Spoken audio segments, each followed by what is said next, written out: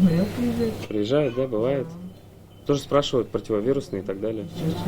Вместо клетчатых сумок небольшие пакеты. В приграничных районах республики появился новый вид челноков. Здесь их называют аптечными. Стараются максимально закупиться, потому что сколько можно. Но это не оптовики, а получается просто... Это не оптовики, это... Нет, это не оптовики, это приходят люди, то, что вот на кучу родственников, скажем так, покупают. В итоге у кого-то дома запасы лекарств, а кто-то бегает в поисках экстренно необходимого. Ну, сегодня нет, приеду, послезавтра будет, например, уже орбидол. Или как? Через день, да. Через день. Но быстро раскупают, да? Быстро. Говорят, это из других регионов приезжают, скупают и так далее. Ну, то есть... Ну, у нас рядом тут, пожалуйста, Мариэль.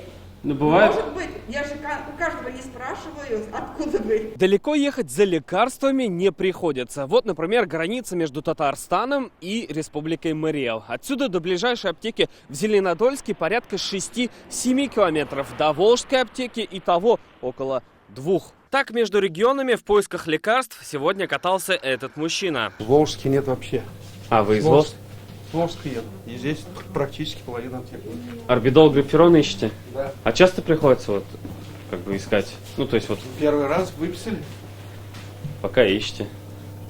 Вряд ли, скорее всего. В волжских аптеках тоже ажиотаж. В 2 дефицитных препаратов нет и поставок не планируется. При этом в 3-й аптеке лекарства нашлись, но, как говорят местные, это редкость. Обычно в Казани все можно найти. Там, может быть, пооперативнее люди работают и базы снабжения. Там купили, там Здесь продали. здесь продали, да, наварились там проценты. Это бизнес. В Бугульме, которая граничит с Самарской и Оренбургской областями, челноков и покупателей из других регионов, по словам фармацевтов, замечено не было, хотя в Минздраве фиксируют ажиотаж. Такая тема по ажиотажному спросу в приграничных районах Татарстана, она существует.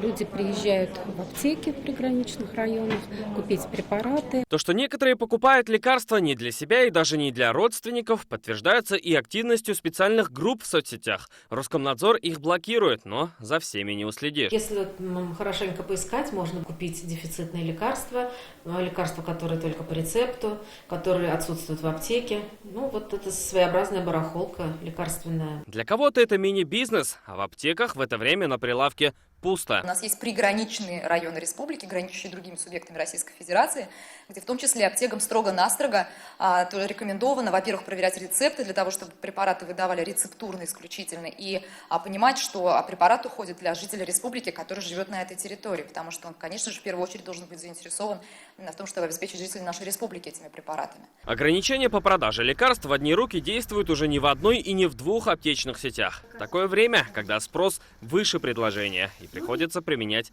ограничительные меры. Салават Мухаммадуллин, Ренат Сафин, ТНВ, Республика Мариэл, Зеленодольский район, Казань. Закажи рекламу на ТНВ. Телефон в Казани 5 705 100. Көтелмәгән кунак көттөреп кенә интернет челтәрләренә дә килеп җитте. Хәзер бу фильмның барлык серияларын ТНВ.ру сайтында карап була.